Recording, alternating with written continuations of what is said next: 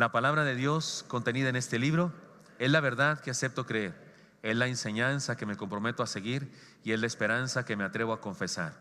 Nada me impide recibirla, nadie me evitará que la haga parte de mi vida y por ningún motivo dejaré de proclamarla. Estoy aquí para leerla, oírla y vivirla diariamente. Amén. Amén. Seguimos adelante, hermanos, con la serie de sermones llamados El Camino de Regreso, y la introducción a este mensaje es como sigue.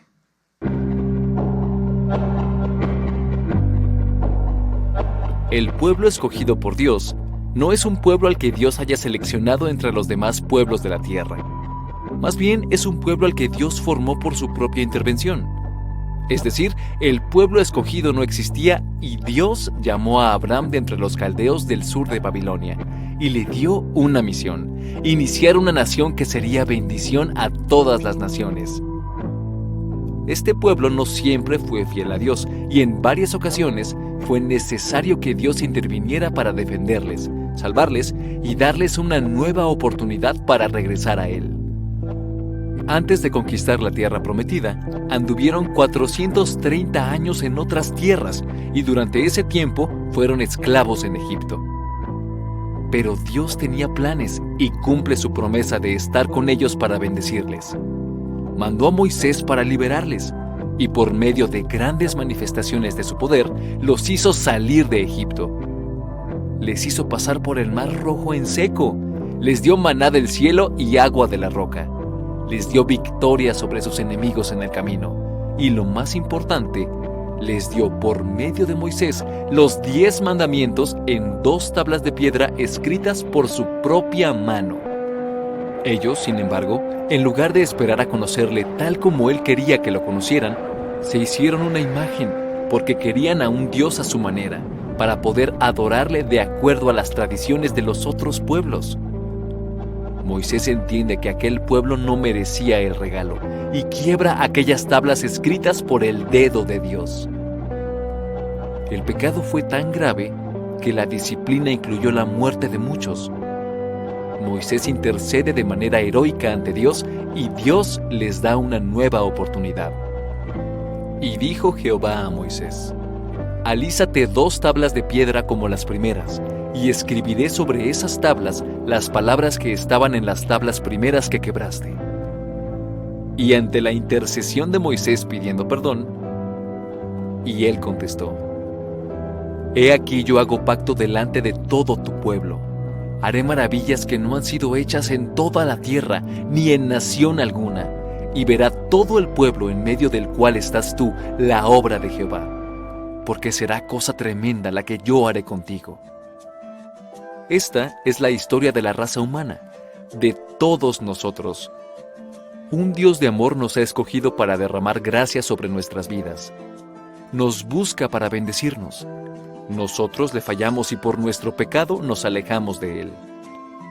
Pero somos el pueblo al que Él formó y llamó para cumplir una misión, y nos da nuevas oportunidades. Nos da el regalo de su ley, que nos muestra el camino de la plenitud, la felicidad y la salvación por su gracia. He aquí el regalo por el cual cumplirá esta promesa. Haré maravillas que no han sido hechas en toda la tierra, ni en nación alguna, y verá todo el pueblo en medio del cual estás tú la obra de Jehová, porque será cosa tremenda la que yo haré contigo. Ya estudiamos el regalo del primer mandamiento, el mandamiento de la sabiduría fundamental. No tendrás dioses ajenos delante de mí. Este mandamiento se obedece cuando reconocemos que hay un Dios y lo buscamos para ponernos en sus manos. Y lo incumple quien niega a Dios, quien es indiferente y quien pretende someter a Dios a sus ideas y adorarlo a su manera. El segundo mandamiento, el mandamiento de la sabiduría práctica. No te harás imagen ni ninguna semejanza de lo que esté arriba en el cielo, ni abajo en la tierra, ni en las aguas debajo de la tierra. No te inclinarás a ellas, ni las honrarás, porque yo soy Jehová tu Dios, fuerte, celoso, que visito la maldad de los padres sobre los hijos, hasta la 3ª y 4ª generación de los que me aborrecen. Y hago misericordia a millares, a los que me aman y guardan mis mandamientos. tercer mandamiento, el mandamiento de la entrega integral. No tomarás el nombre de Jehová tu Dios en vano, porque no dará por inocente Jehová al que tomare su nombre en vano. Estudiemos ahora el regalo del cuarto mandamiento, el mandamiento de la fe verdadera. Acuérdate del día de reposo para santificarlo. 6 días trabajarás y harás toda tu obra, mas el séptimo día es reposo para Jehová tu Dios. No hagas en él obra alguna, tú, ni tu hijo, ni tu hija, ni tu siervo, ni tu criada, ni tu bestia, ni tu extranjero que está dentro de tus puertas. Porque en 6 días hizo Jehová los cielos y la tierra, el mar y todas las cosas que en ellos hay, y reposó en el séptimo día. Por tanto, Jehová bendijo el día de reposo y lo santificó. Aceptemos y disfrutemos el regalo de Dios y encontremos el camino de regreso.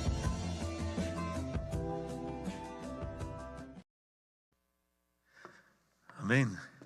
Ahí vamos, hermanos. En ese trayecto nos encontramos ahora en el cuarto mandamiento.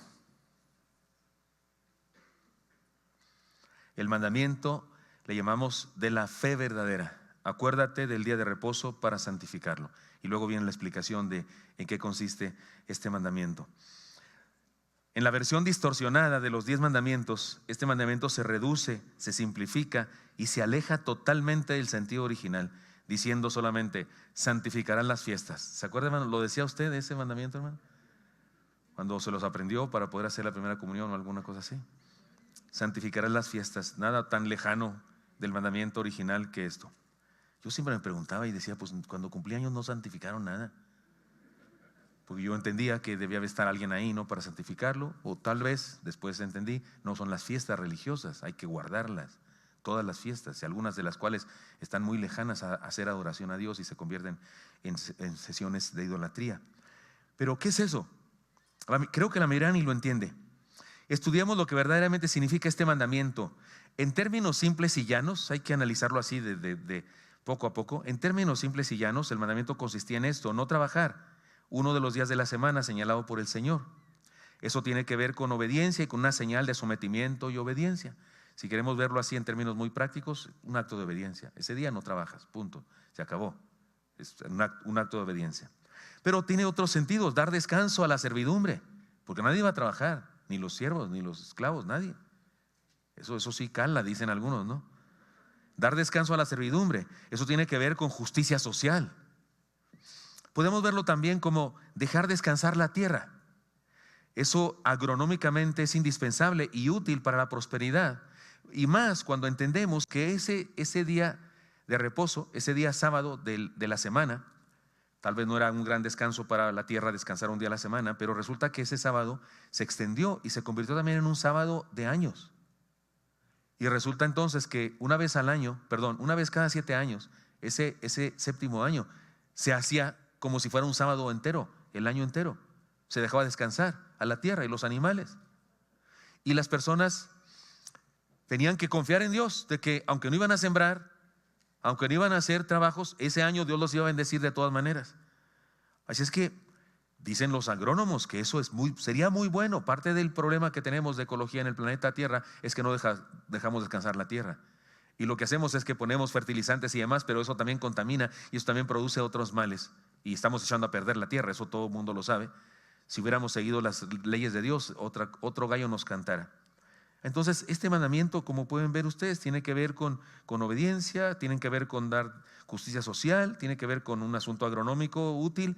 Me parece que también podemos pensar en que se trataba de dejar descansar a los animales de trabajo. Eso tiene que ver con sana mayordomía de recursos, porque ciertamente los animales son herramientas. Sí, es cierto, los usamos, no los servimos, aunque hay muchas personas que defienden más a los animales que a los niños antes de nacer, ¿no es cierto?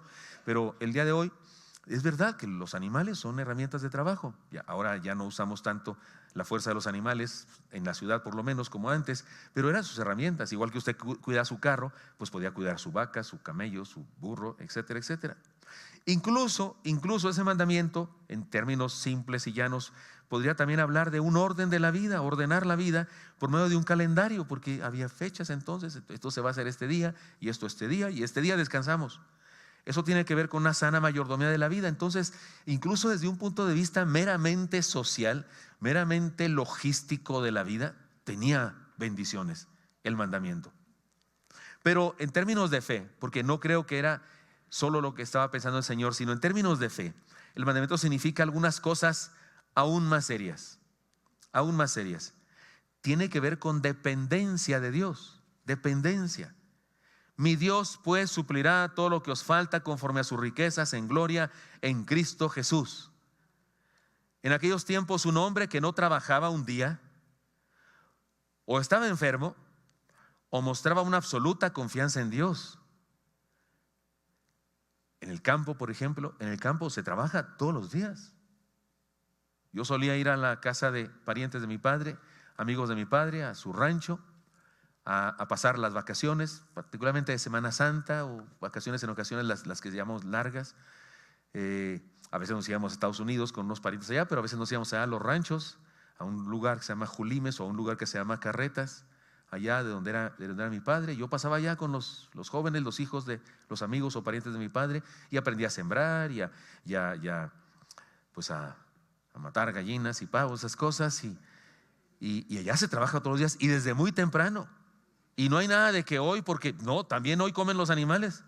Ni modo que le digas a los marranitos y a las gallinas, pues hoy no comes porque es domingo. No, tienen que comer. Pues te levantas más temprano, te bañas. Nos íbamos a misa, recuerdo eso. Nos íbamos a misa. En ese pueblo se seguía la tradición, la tradición cual debe ser, de que en la plaza los hombres, los chicos, los solteros caminamos en una dirección, las niñas caminan en otra dirección, y entonces cada y cuando nos juntábamos y tenías que esperar desesperado la otra vuelta. Yo no, mi vida, eran todos los demás nada más. Y otra vez, y luego aventarse piedritas, de veras, era un asunto salvaje, era un asunto del siglo pasado, literal. Y yo me daba cuenta que eso, ahí se trabajaba mucho, todos los días. En aquella época, cuando se da este mandamiento, decirle eso, no trabajes un día a la semana, era como, no señor, y luego nos vamos a morir de hambre, porque se vivía al día, porque se comía de lo que se sembraba, se comía de lo que se cosechaba, se comía de lo que se cosechaba del ganado también, que la leche, que etcétera, etcétera. Entonces era, en términos de fe, un asunto de dependencia. No sembrar ni cosechar, no ordeñar los animales, no trabajar la tierra, era un asunto serio por la clase de vida que se tenía, en donde se dependía de todo eso, de los animales y de la tierra. Además había un año sabático, insisto, cada séptimo año era sabático. Y lo peor, ¿quieren saber más? Algunos lo saben, pero algunos tal vez no. ¿Saben qué? Cada 7 semanas de años había un año de jubileo. O sea, primer año, segundo año, séptimo año es sabático. Y luego comenzamos otra vez con uno y el séptimo es sabático. Después de 6 sabáticos venía un de jubileo. Y era después de un año sabático. O sea que el año 49 era sabático. Ese año no se trabajaba. Y el 50 era de jubileo, tampoco se trabajaba. Y ese año estaba la cosa peor, porque si tú habías comprado a un esclavo que era judío, porque ese hombre empobreció, porque malgastó la fortuna de su padre, su herencia, lo que sea, y lo compraste como esclavo, ¿qué crees? El año de jubileo lo tenías que liberar. Si había alguna persona que tenía una hacienda y empobrecieron y tuvieron que venderte su hacienda, la herencia de sus papás, en el año de jubileo se la regresabas.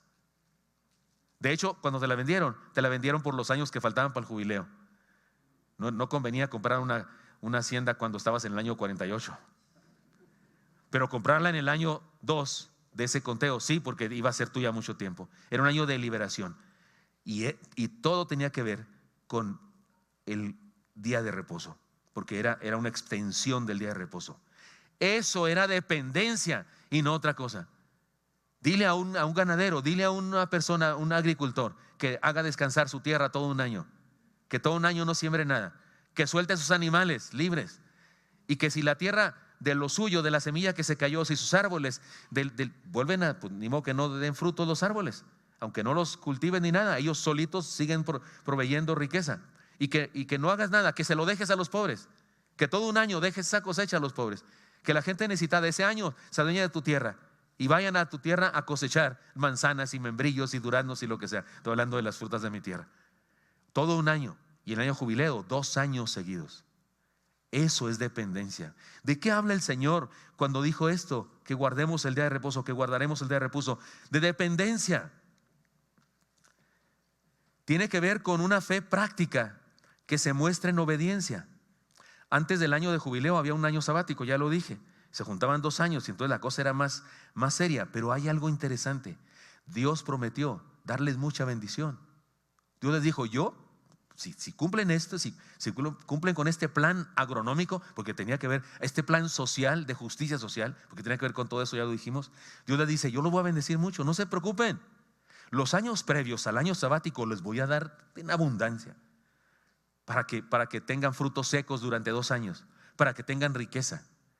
Voy a hacer que sus animales, esos años previos, den mucha lana, otros animales, otras ovejas, que sean ricos, de tal manera que esos 2 años ustedes no sufran de nada. Yo los bendeciré. Así que era un acto de obediencia que traía bendición a la vida, porque debían creer esas promesas. Es triste lo que voy a decir. No encontramos evidencia alguna de que los hebreos de aquel momento hayan obedecido este mandamiento, esta extensión del día de reposo a los años. No encontramos evidencias, no hay ningún profeta que diga, y en el año de jubileo pasado, que no hay nada, no hay evidencia de que lo hayan seguido. Algunos piensan que no se siguió, que no fueron fieles a eso. Incluso muchas épocas no guardaban el sábado, ni sabían que el sábado se debía guardar. Eso tuvo que ser restaurado posteriormente. Esto nos presenta algunas preguntas. Algunos está pensando que el pastor nos va a hacer sabatistas a partir de ahora, ¿o qué? ¿Será que el pastor nos va a proponer que seamos ahora gente que guarde el sábado? Usted estará pensando, ¿debemos guardar nosotros el 7º día de la semana, o sea, el sábado? Hay algunas congregaciones legalistas que dicen que sí.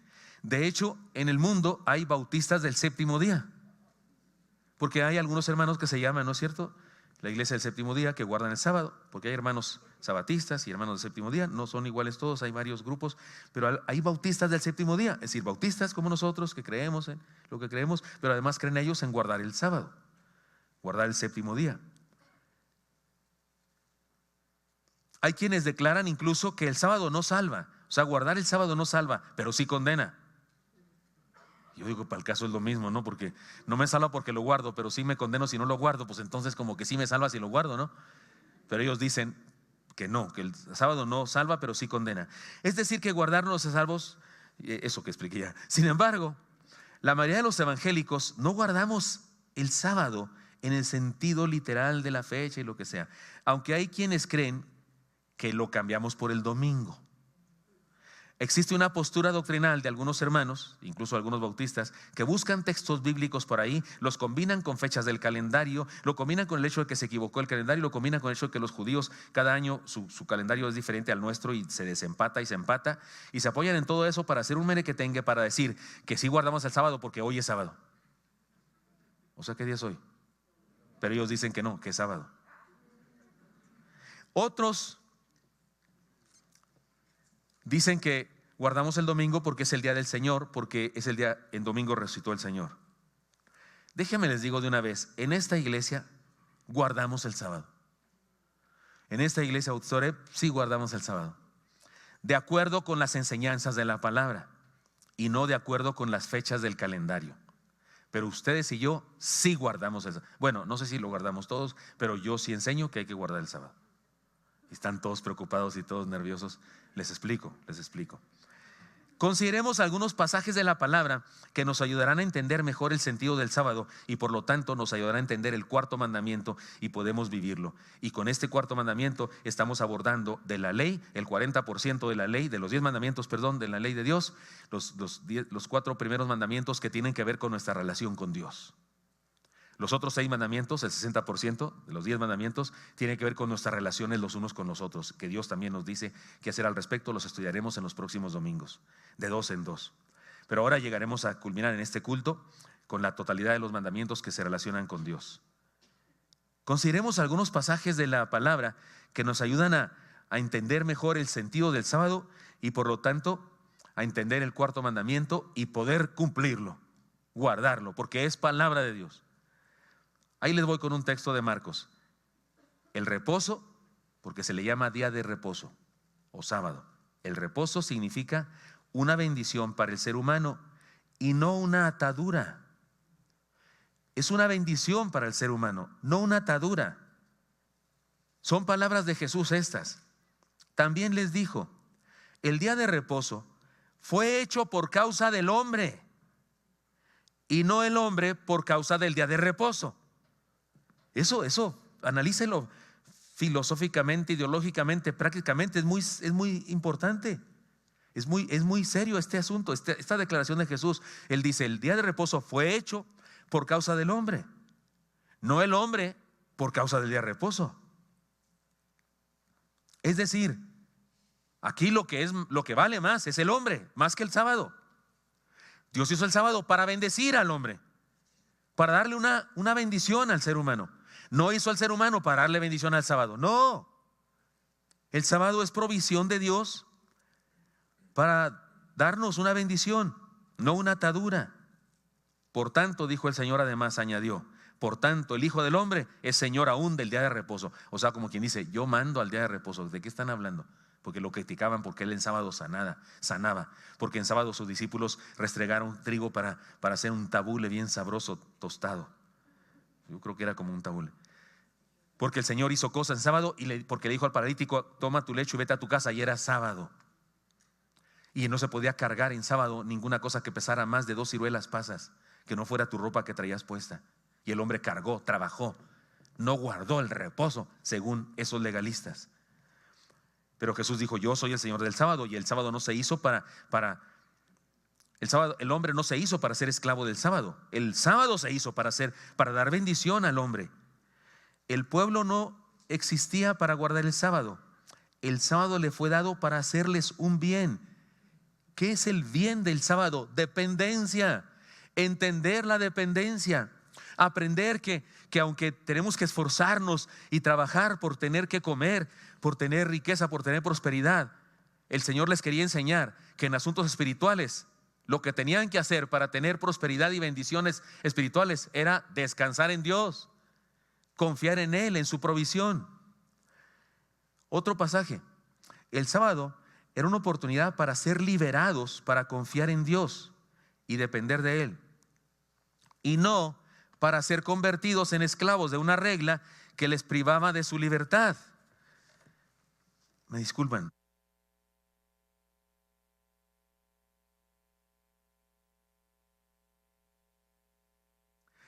Les doy una explicación. Voy a estar tomando agua muy seguido, porque tomé un medicamento que me reseca la boca y la garganta.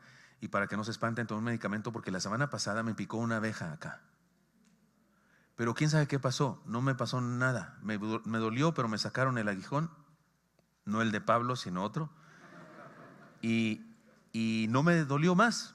Es más, ni se veía mucho, se veía un puntito, pero no más. Pero ¿qué creen? Ayer me apareció la roncha y tengo comezón.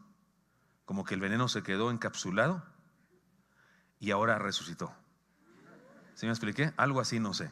Porque tengo comezón y me tomé una pastilla y me advirtió el doctor que me iba a secar y no sería tan bueno que yo esté predicando con la garganta seca, ¿verdad? Pero ya, de esta predicación le cambiamos de canal y regresamos.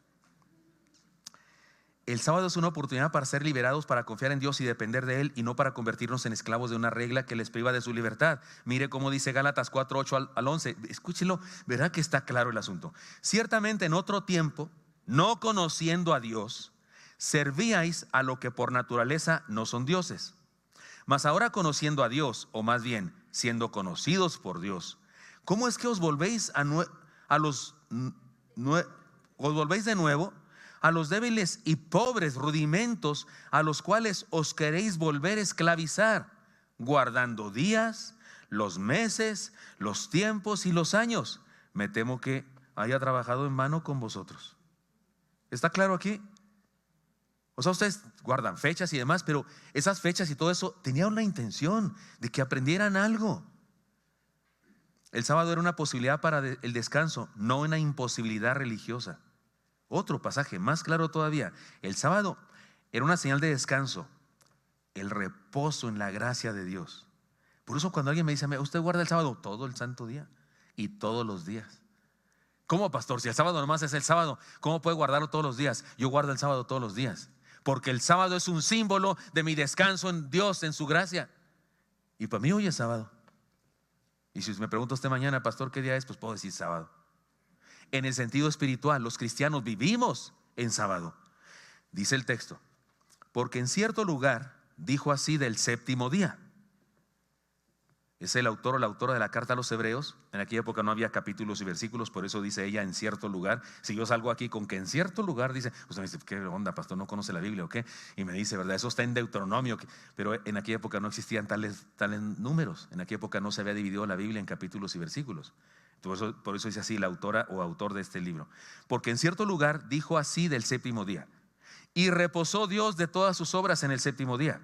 Y otra vez aquí: no entrarán en mi reposo. Por lo tanto, puesto que falta que algunos entren en él, y aquellos a quienes primero se les anunció la buena nueva no entraron por causa de desobediencia, otra vez determina un día, hoy, diciendo, después de tanto tiempo, por medio de David, como se dijo: si oyeres hoy su voz, no endurezcáis vuestros corazones, porque si Josué le hubiera dado el reposo, no hablarían después de otro día. Por tanto, queda un reposo para el pueblo de Dios, porque el que ha entrado en su reposo también ha reposado de sus obras, como Dios de las suyas. Hermanos míos, no entrar en el reposo de Dios, que de eso habla el texto, es sinónimo de no ser salvo. Así que ser salvo es sinónimo de vivir en un sábado permanente. ¿Cuántos aquí le entregaron su vida a Jesucristo y le dieron, y Cristo le dio salvación? Levante su mano, por favor, a menos que tengan mucha hambre y no puedan hacerlo. Están cansados, debilitados. ¿Usted creyó en Cristo, hermano? Usted entró al reposo. Usted ya está en el reposo de Dios. Que no venga alguien a decirle que tú no guardas sábado. Digo, lo guardo más que tú. Tú nomás lo guardas un día de la semana, yo lo guardo todos los días. Lero, lero, candilero.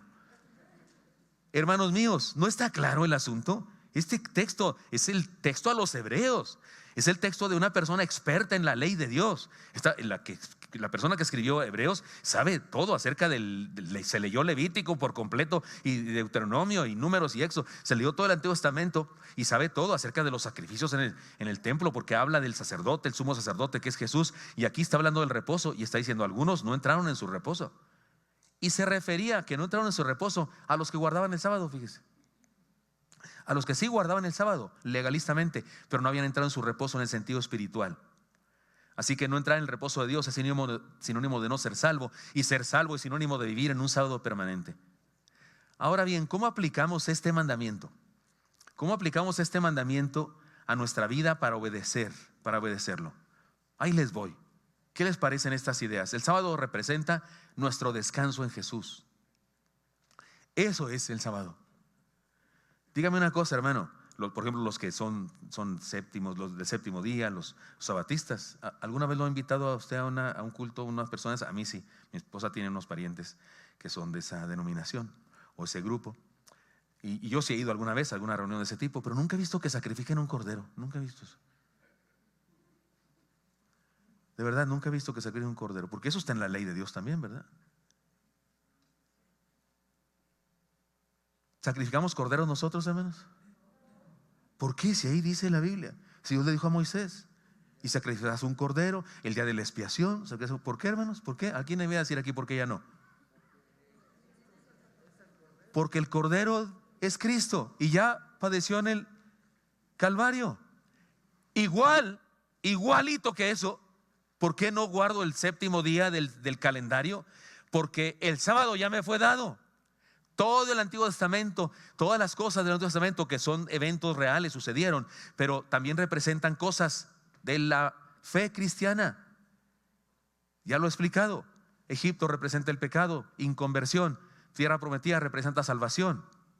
¿Andamos ustedes y yo errantes buscando la tierra prometida? No, ¿por qué? Porque ya llegamos.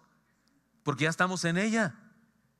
Nuestro Moisés se llama Jesús, fue el que nos liberó de Egipto, el pecado, y nos trajo a la vida, a la tierra prometida. Así cualquier cosa del Antiguo Testamento se cumplió en Cristo. Incluso el sábado, Él lo dijo, porque yo soy Señor del sábado. Yo soy el que gobierno el sábado y yo les voy a dar mi descanso. El sábado representa nuestro descanso en Jesús. Cristo es nuestro sábado. Descansemos en Él. Por eso podemos decir que guardo el sábado todos los días. Si hay una manera de cumplir este mandamiento, en nuestro tiempo, y debemos hacerlo, aunque no seamos sabatistas ni bautistas del séptimo día. ¿Cómo lo guardamos? Descansemos en su gracia. No luchemos por salvarnos. Dependamos de Él. Esperemos en Él. Marta, Marta, afanada y turbada estás con muchas cosas. ¿Se acuerdan de ese pasaje? ¿Se acuerdan qué estaba haciendo Marta? Afanada, limpiando la loza, barriendo, trapeando. Fue a matar el chivito, a limpiar las lentejas.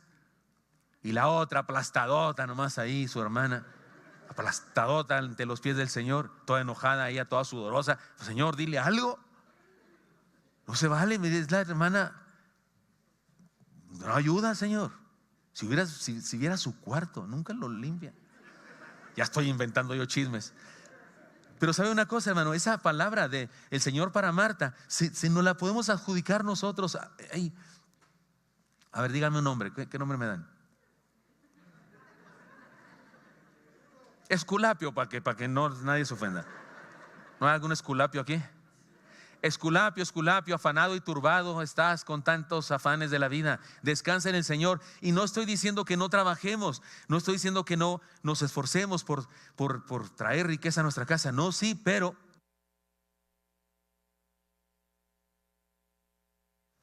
no lo hagas en desesperanza. No lo hagas como si no hubiera alguien de quien depende el resultado de tu trabajo. Hazlo con gozo, con alegría, y confía en Dios. Y no te molestes, y no regreses pateando. No regreses molesto y enojado con todo el mundo. Hasta la mascota te tiene miedo cuando entras a casa, sale corriendo y se esconde bajo de la cama porque te notó. Las mascotas huelen el coraje, ¿no es cierto? Ya cuando ni tu mascota te recibe, es que vienes mal.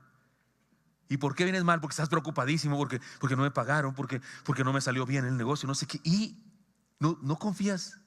Sí, me encanta David cuando va con el rey Saúl. Mi rey, le dijo, mi rey, no se preocupe, yo le entro. Ricitos de oro.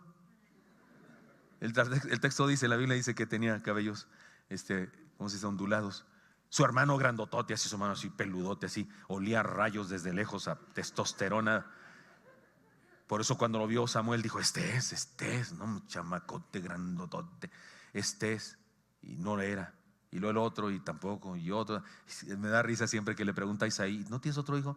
Pues, si hay uno, ¿verdad? El chiquillo. Se me da coraje porque ni lo quería enseñar, hasta vergüenza le daba, yo creo. Pues hay otro, dijo, sí. Y le tuvo que decir Samuel, vive Jehová, que no nos sentamos a la mesa. Eso sí caló, porque iban a cenar. No nos sentamos a la mesa si no viene él acá. Anda, pues, va por tu hermano, hombre. Ya fueron por su hermano. Cualquiera hubiera dicho, no, pues este chamaquito está muy pequeño, no lo puedes mandar a un negocio tan importante como ser rey. Pero Dios le dijo a Samuel que este era. Hermanos míos, ¿en dónde está fundada nuestra esperanza? ¿En la fuerza bruta? ¿En el esfuerzo? De Dios dependemos. Y David me encanta porque cuando fue contra Goliat le dijo al rey, yo voy contra él. Y luego le dice, Dios me ha ayudado a mí a matar leones y osos, como quiera me ayuda a matar este. Me encanta el chamaco, tenía memoria espiritual. Usted y yo nos ha sacado Dios de montones. ¿A cuántos? Dios lo ha sacado de una situación bien difícil y de repente le bendice oportunamente y usted dice, gloria a Dios, qué oportuno. ¿Cuántos les ha pasado eso? Dígame entonces por qué.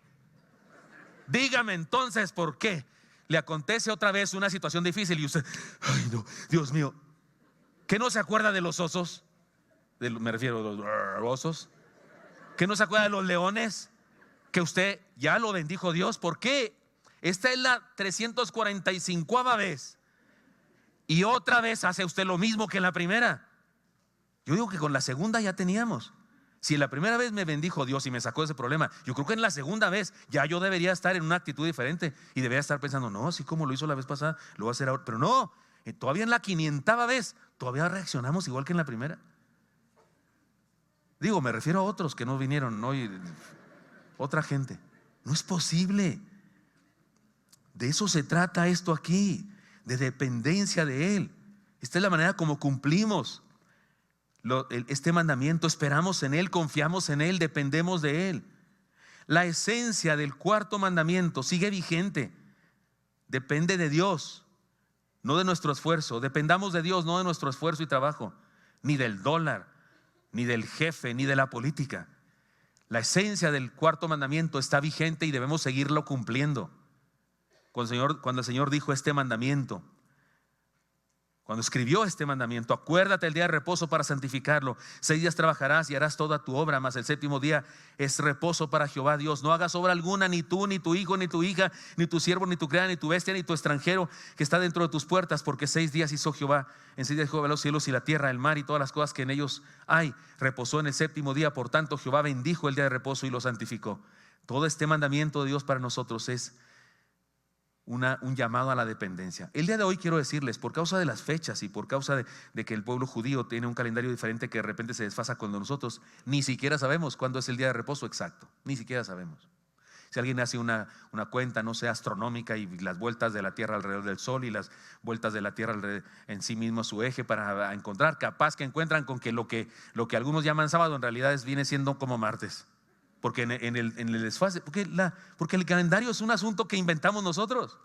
El calendario es un asunto que no, es más, con el año bisiesto ya se perdió todo porque resulta que ni siquiera es exacto, ¿no es cierto?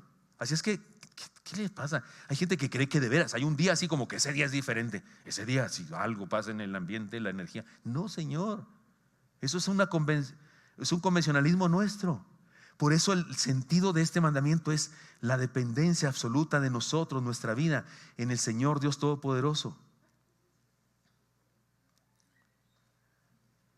Hay que trabajar, hay que esforzarnos, por supuesto que sí. La holgazanería es pecado. Mira la hormiga, oh perezoso, ¿no dice la Escritura así? Es una enseñanza, Salomón, los proverbios. Mira la hormiga, oh perezoso, trabajemos, esforcémonos. La holgazanería es pecado. Pero dependamos de Dios, confiemos en Él. Ya hice lo mío, ya sembré, ya limpié la tierra. Ahora espero que llueva porque yo no puedo hacer la lluvia. No tengo poder para hacer la lluvia. Me encantan los agricultores que tienen tierras de temporal, se dice, porque hay tierras de riego. Los seres humanos nos hemos inventado con esa tecnología, ¿no? Las tierras de riego. Explotamos la tierra más que cualquiera. Es una de las cosas por las que la tierra está muriendo, porque ahora sembramos muchas veces. Antaño, cuando era solamente a través de la lluvia, la tierra se protegía porque se sembraba solo una vez al año cierta cosa, pero ahora se siembra todo el santo año. Ahora ponemos una carpa alrededor con un plástico para guardar el calor y podemos sembrar en invierno, y eso extrae de la tierra su riqueza de una manera excesiva, y por eso estamos como estamos en el planeta, y un día nos la acabaremos si Cristo no viene antes. Sí. Están preocupados por los gatos. ¿Y que se les antojó uno?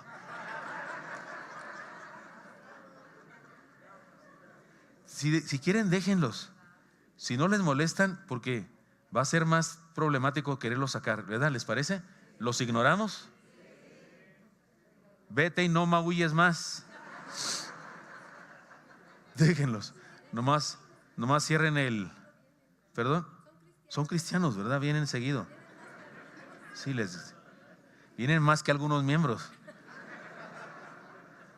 Hermanos de internet. Hola. ¿Listos? Ya nos desocupamos de los misifuses. Hay que trabajar y esforzarnos. La holgazanería es pecado, pero dependamos de Dios. Todo esto se expresa de maneras muy prácticas. El cuarto mandamiento tiene que ver con una fe práctica que se expresa en obediencia. Porque descansar en Dios, estar tranquilo, depender de Él, tener buen carácter aún en medio de la escasez, es obediencia a Dios. Es obediencia a Dios. El ladrón no viene sino para hurtar, matar y destruir, dijo el Señor. Escúcheme, el Señor dijo, el ladrón no viene sino para hurtar, matar y destruir. Y luego añade, yo he venido para que tengan vida y para que la tengan en abundancia. Esa, querido hermano, no es una promesa de Dios solamente, es una orden de Dios. Se la traduzco. ¿En quién estás enfocado, hermano mío, hijo mío? ¿En quién estás enfocado? ¿En el ladrón? ¿En los ladrones de la vida? ¿En la crisis? ¿En la pandemia? ¿En el gobierno? ¿En la inseguridad? En eso estás enfocado. Porque estás enfocado en eso, entonces te destruye y te mata. Pero yo vine para que tengas vida y tengas en abundancia. ¿Por qué no te enfocas en mí? Que yo vine a traerte vida en abundancia. Ese texto, más que una promesa, sí es una promesa, pero además que una promesa, es una exhortación a que yo viva feliz, a que yo viva plenamente, porque confío en el que vino a darme vida plena, en lugar de estar pensando en el que vino a robarme. Pues depende de en quién te enfoques. Tiene que ver con la seguridad de que al entregar nuestros diezmos, las ventanas de los cielos se abren, porque dependemos de Él, no del salario o los bancos. ¿Por qué algunos cristianos no diezman? Me parece que es eso, su inseguridad, su temor. ¿Cómo voy a dar si batallo para conseguirlo y luego tengo que darlo? Bueno, si te duele mucho darlo y no estás dispuesto a darlo, no lo des. En esta iglesia enseñamos eso. En esta iglesia a nadie se le exige el diezmo, pero sí tenemos que enseñar lo que dice la palabra. Y la palabra dice, mío es el diezmo, dice Jehová. Y la palabra dice, me habéis robado. ¿En qué te hemos robado? En vuestros diezmos y ofrendas, dijo el Señor. Y por eso Él dijo, probadme ahora en esto, dice Jehová a los ejércitos. Si no, os abriré las ventanas de los cielos y derramaré sobre vosotros bendición hasta que sobreabunde. Y me encanta las personas que confían en Dios y permanecen en Dios. Quiero decirles entre paréntesis que los dos hermanitos que este día reconocimos, los dos Robertos, uno a las 8 de la mañana y mi hermano Roberto Hernández ahora mismo en este culto, quiero decirles que ambos, entre sus características, está su fidelidad absoluta a la mayordomía financiera de la iglesia. El hermano Moisés Rodríguez lo puede corroborar, ¿no es cierto, hermano tesorero? Son fieles, absolutamente fieles. Y Dios los bendijo, abrió las ventanas de los cielos sobre sus vidas también. Tiene que ver con eso, con dependencia. Tiene que ver con la seguridad de haber recibido la bendición y no tener que estar luchando por ganárnosla a pulso. Esto es asunto espiritual. Esas personas que piensan que la salvación hay que ganárnosla, que hay que esforzarnos, que hay que hacer cosas para poder ganar la salvación. Hay personas que piensan, de hecho me preguntaron, no sé en dónde me preguntaron eso, si los más 30 o las mujeres victoriosas, ya no sé dónde quedó la bolita, pero recientemente alguien me preguntó que si para bautizarse había que primero tener unos días de ayuno o alguna cosa así. Porque si hay grupos que dicen, no, bautizarse no, primero tienes que ganártelo, tienes que estar en ayuno, no sé qué, aprenderte la Biblia, de tantos pasajes, de memoria estos versículos, ¿de qué hablan? Si en el tiempo del Nuevo Testamento los que se bautizaban el mismo día que creían en Cristo. Con Cristo se bautizaban el mismo día que creían. No les daban un curso de capacitación. Yo creo que es bueno darles un curso y lo que sea, pero hay que decirlo, en el origen no daban curso, ni tenían que aprenderse qué cosas, ni ayunar por 3 días. ¿Crees? Pues vas para abajo. ¿Has creído? Sí, pues glu al agua. Pero hay personas que piensan que hay que ganárselo eso, que hay que esforzarse por ganárselo. Eso es incumplir el mandamiento 4. Porque el mandamiento número 4 es confiar en Dios, depender de Él en lo espiritual, en lo económico y en todas las áreas.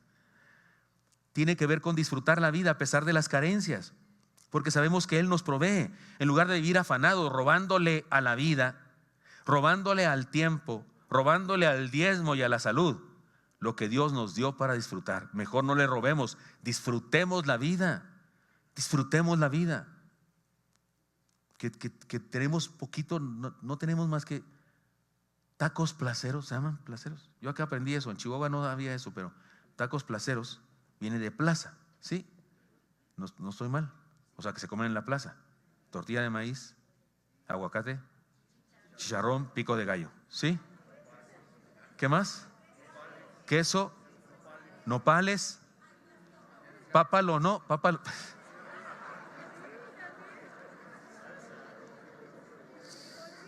Retiro lo dicho. Digo, yo no tengo problemas, pero oiga, para mí es platillo de reyes, porque en Chihuahua no había eso. Pero a lo mejor tenemos poco. A lo mejor tenemos poco, hay una familia y pues no tenemos. Recuerdo cuando en los jóvenes, hace algunos años, había grupitos. Los que se iban a comer a un restaurante porque querían estar sentados con una atención y los que se iban a los chupacabras ahí parados, pateando perros y espantando moscas. Esos típicos que el taquero le salta así la salsa, ¿no? Pero eran de a peso. Dice, yo no puedo ir con ustedes, me voy con estos porque acá está más. Como sea, como estés, disfrútalo. Disfruta. Y si es un día de ayuno, disfrútalo. Después de las 7 nos desquitamos. Tiene que ver con buscar primeramente el reino de Dios y su justicia, y saber y estar seguro que Él se encargará de las añadiduras. ¿No dice así la palabra? Buscar el reino de su justicia. ¿Y qué más dice? Todas estas cosas serán añadidas. ¿Cuáles cosas? ¿Cuáles cosas? Lo dijo el apóstol, lo dijo Jesús antes: vestido, comida, cuerpo, es decir, bienes. Todas esas cosas serán añadidas. Esto es cumplir el cuarto mandamiento. No tiene solamente que ver con que cuando hagamos una fiesta invitemos al pastor para que ore. No, tiene que ver con la vida diaria. Tiene que ver con depender de Dios. El Señor enseñó esta verdad de muchas maneras. Cuando les dijo que no juntaran maná para el otro día, te cojan solamente lo que se van a comer hoy. No guarden, no atesoren. ¿Cómo se llama eso? Las personas, no acaparen. Hay suficiente para todos. No guarden para mañana. Unos insolentes necios guardaron. ¿Y qué le pasó al maná? Se aguzanó. Ahí Dios les llamó a la dependencia. Les llamó a la dependencia cuando les dijo: vayan y rodeen la ciudad de Jericó 7 días. Ahí van 7 días. Yo creo que a algún niño le dije: papá, ¿qué andamos haciendo aquí? Pues dijo Josué. Y para aquí a José, ¿quién le dijo? Pues creo que Dios. Y al otro día, levántese, chamaco, vamos a darle vueltas. Otra vez, papá.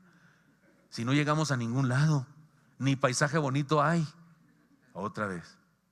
Y el último día, la gran estrategia. Den 7 vueltas y luego gritan. Yo imagino algunos soldados de Josué. ¡Ay, qué gran estrategia! Damos vueltas y gritamos. Está loco el Josué este. Y de repente, dependiendo de Dios, gritan y las murallas inexpugnables de la ciudad más protegida de esa historia en el mundo, de ese momento, se caen. Sí, gracias, no estoy hablando contigo, por favor, silencio. ¿Lo oyeron todos? ¿Que me habló ella a mí? Si no van a creer que es alguien. Mi vida, tú sabes, es la Siri esa que quiere conmigo, pero yo no le hago caso. Hermanos míos, dependencia de Dios. Para la guerra, hubo otra estrategia. Al rey que era Josafat, no recuerdo cuál rey, que ¿saben cuál fue la estrategia? Le dijo Dios: ve, lleva a tus guerreros, pero que por delante vayan los levitas cantando con panderos y flautas. Mira nomás qué estrategia. Imagínense que Rusia, Estados Unidos, y lo que mandan es a los Rolling Stones. No supe un nombre de ahora, no supe nadie de ahora. Imagínense que hay una guerra y aquí nosotros tenemos una guerra con Estados Unidos y mandamos a Café Tacuba. ¿O quién será? Sigue siendo viejo, ¿verdad? Sigue siendo. ¿A quién mandamos? ¿A Menudo? ¿A Flans? ¿Sigue siendo viejos? Pues no sé a quién moderno mandar, pues al grupo de alabanza de Oreb, pues. No, hombre, con ese sí ganamos. Dice, la estrategia es bastante inapropiada. La estrategia de Gedeón: llevan unas teas, unos cántaros, los golpean 300 pocos y mal armados. ¿De qué hablan todas estas estrategias de Dios? De dependencia, de absoluta dependencia en Él. Guarda tu espada, porque el que a hierro muere, a hierro mata. Guarda tu espada, Pedro, porque le mochó la oreja a Malco. Y ya sabemos que no es que le tiró a la oreja, le tiró a hacerle la partidura, pero por todo el cuerpo. Y nomás le dio a la oreja porque Marco era bueno para hacer el rolling, dicen los boxeadores. Y Dios: guarda tu espada, esa arma que tenías. Dependencia es el llamado de Dios para nosotros. El cuarto mandamiento, sí, lo guardamos ustedes y yo. Debemos guardarlo ustedes y yo. Está vigente para nosotros. No tiene que ver con un día de la semana. No tiene que ver con el día antes del domingo. No, Señor. Tiene que ver con su gracia antes que nuestra fuerza. No es el día antes del domingo, no, es su gracia antes de nuestra fuerza. Es su dirección antes de mis ideas. Es su poder antes de mi afán, de mi angustia. Porque eso es lo que nos pasa cuando no tenemos dependencia de Dios. Tenemos angustia y afán, y ni siquiera las fuerzas que tenemos las ejercemos correctamente, porque en el afán no se puede ejercer correctamente las fuerzas. Pero cuando dependemos de Él, cuando confiamos en Él, entonces vamos con todo. Este mandamiento se cumple cuando obedecemos a Dios confiando en su provisión diaria. Y este mandamiento se incumple cuando nos afanamos como si todo dependiera de nosotros solamente. Les propongo un trato. La próxima vez que estés afanado, que estés angustiado, estés preocupado porque ¿qué quieres hacer? Y andas torpe porque lo que haces causa daños y hieres a personas a tu alrededor. Por favor, antes de seguir en esa dirección, vete a tu cuarto. ¿Tienes un espejo ahí? Pues en el espejo de tu cuarto. Si no, vete al baño donde haya espejo, pero donde haya espejo. Y dile al del espejo: Gilberto, Gilberto, afanado y turbado estás por tantas cosas. Confía en Dios y descansa. Habla con Él, dile todo lo que sientes y luego espera su milagro. Haz lo que tengas que hacer, pero descansa en Dios. Si tienes que hacer solicitudes, haz las solicitudes. Si tienes que hablar con personas, habla con personas, pero descansa en Dios, confía en Él. Y si no te llamas Gilberto, pues por supuesto no digas Gilberto, di tu nombre, porque alguno está pensando: pero yo no me llamo Gilberto, pastor, aquí. O le llama a usted pastor y le digo Gilberto. No, lo hice porque era yo, pero en el caso tuyo, a ver, díganme todos a las 3, ¿cómo le van a decir al del espejo? 1, 2, 3. Gracias. Sí, a ese díganle. Ahora bien, hermanos, este mandamiento, y lo he de seguir diciendo en cada sermón de esta serie, este mandamiento está en el contexto, fue dicho por Dios en el contexto de una promesa. Moisés, por favor, ve y tráete otras piedras lisas, porque voy a volver a escribir la ley, la misma. No la voy a cambiar, voy a escribir la misma ley. Sí, Señor, por favor, y perdónanos. Somos pecadores, somos un pueblo de dura cerviz, perdónanos. Y Dios le dice a Moisés: sí, los perdono, y voy a hacer con ustedes maravillas. Voy a hacer cosas que no se han hecho con ningún otro pueblo en la historia de la humanidad. Y será cosa tremenda lo que voy a hacer contigo y con el pueblo. Es en ese contexto que Dios dice: ahí les van otra vez mis mandamientos. En ese contexto, o sea que la seguridad de que esas cosas tremendas va a ser con nosotros está en que usted y yo obedezcamos sus mandamientos.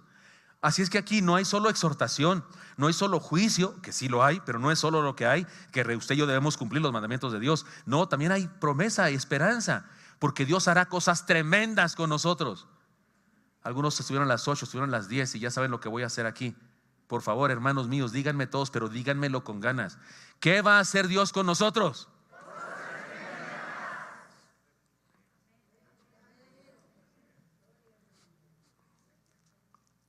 Así es. Por eso, sus mandamientos, les hemos llamado en esta serie, son un regalo. Oyó usted la voz de la introducción. El regalo del primer mandamiento, el regalo del segundo mandamiento, el regalo del tercer mandamiento y este regalo del cuarto mandamiento. Son regalos de Dios. Son estrategias para bendecirnos. Esos son los mandamientos.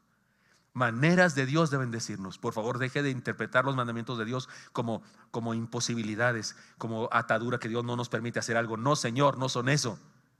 Al contrario, son libertades. Nos libera para confiar en Él, en vez de ser esclavos, de estar afanados por nosotros mismos, por nuestras fuerzas. ¿Dónde está la esclavitud aquí? Si lo que hace es hacernos descansar. Y sí, sígalo diciendo y cuénteselo a quien sea, que Dios hará cosas tremendas con nosotros cuando aceptamos estos regalos que nos da, sus mandamientos, y los vivimos a plenitud. Así es que, hermano, que nadie le venga a decir a usted que usted no guarda el sábado, porque usted guarda el sábado. Si confía en Dios, si espera en Él, si descansa en Él, si se esfuerza y todo, pero descansa en Él, usted está guardando está guardando el reposo de Dios, que es Cristo Jesús y su gracia maravillosa. Señor Santo, te doy gracias porque me das permiso compartir con mis hermanos esta palabra. Te pido, Dios, que en nuestra iglesia y en las familias de nuestra iglesia y en cada hermano y hermana de nuestra iglesia se cumpla tu palabra de que harás cosas que no has hecho con ningún otro pueblo. solo con tu iglesia, y que será cosa tremenda lo que va a hacer con nosotros este año eclesiástico que comenzaremos a vivir. Que así sea, Señor, entre nosotros, te lo pido en Cristo Jesús. Amén.